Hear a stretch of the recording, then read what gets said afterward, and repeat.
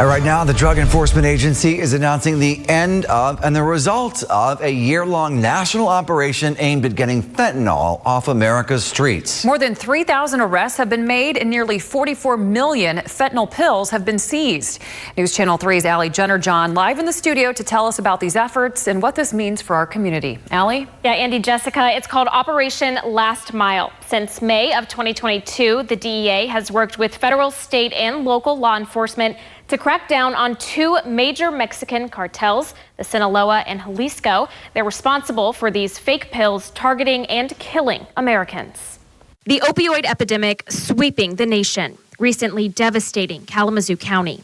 In mid-April, Kalamazoo police reported more than 7 deaths from a deadly batch of fentanyl and dozens of overdoses. Hope on the horizon, the Drug Enforcement Agency announcing 3,337 arrests of Mexican cartel members and traffickers throughout the United States. Today, Michigan State Police Lieutenant and Section Commander for Southwest Michigan Enforcement Team, Richard Pazder, says the impact of these arrests will be seen for years to come. The drug trade isn't haphazard. It's a multi-billion dollar business for the cartels, especially for the cartels like Sinaloa and Jalisco.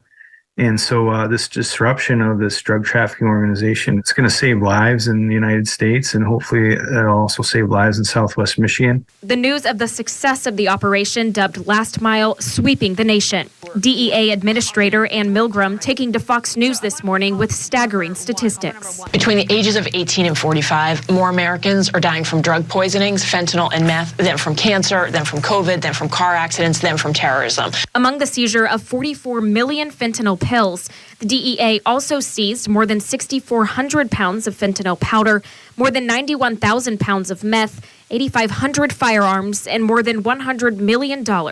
We know that Mexican drug trafficking cartels, it's not a random thing in our communities. They're very highly organized.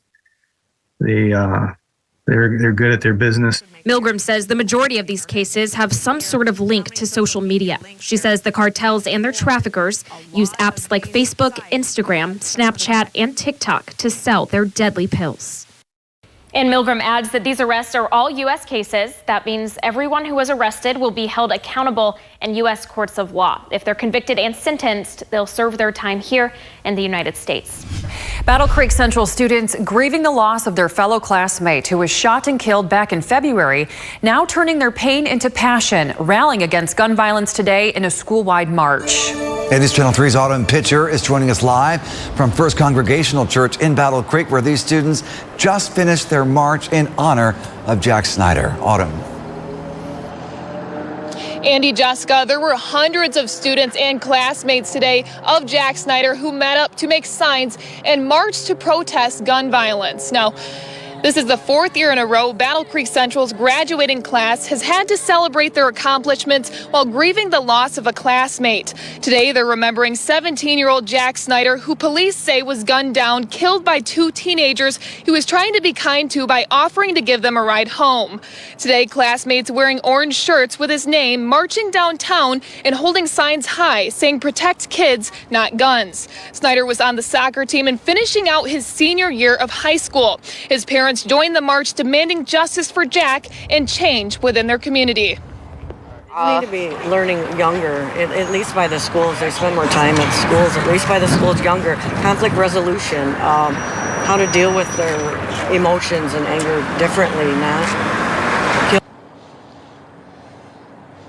Jack's parents tell me that no one should be killed for trying to be nice, and they hope that this march can create a real change within their community.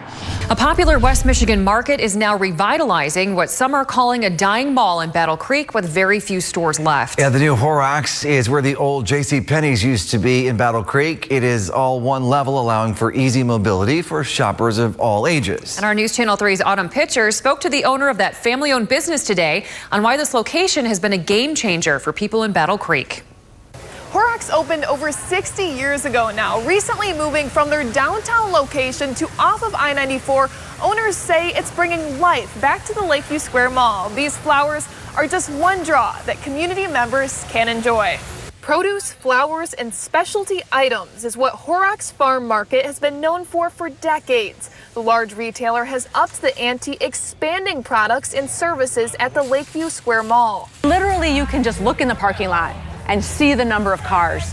And you haven't seen that number of cars in the Lakeview Mall parking lot for decades. They're tripling their space from 30,000 to 90,000 square feet, bringing smiles to shoppers. As people have come in and walk in the front door and they see the fountain and they see the airplane, and they just get really excited. Autumn Horrocks, the owner, tells me sales have doubled since being in the mall. The retailer able to expand their selection, including their oil and vinegar. Got the little sample cups, they'll put like a little drop in and then kind of check it. And when you turn your head, meat galore. It's a wider selection. You weren't able to have this before. No, we did not have the room downtown for a meat department. And not only do we have a meat department here with journeyman cutters, we're also smoking meat and doing that in-house. The selection of cuts and all the different recipes for the sausages. Oh my goodness. Aren't those good? Because they're not so good. A unique atmosphere, a focus of the new space with historical cars throughout. Well, my dad's kind of the brainchild behind like all the different funky vehicles that are around here, and he wanted to find things that were just really interesting. With the old Horrocks no longer in business, it's created struggles for residents on this side of town to get groceries. Michael Peters has to walk farther now to get his food. It's like 3.5 miles. 3 there, 3 back. The only thing you don't do is you don't pick up frozen food.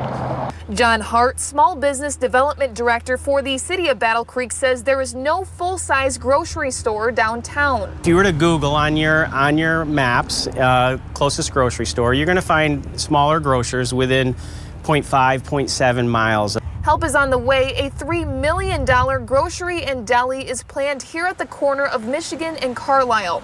It won't be a full-scale grocery store, however, it will carry necessities. Some bulk items, produce, regionally made products, Michigan-made products, juices, eggs, cheese.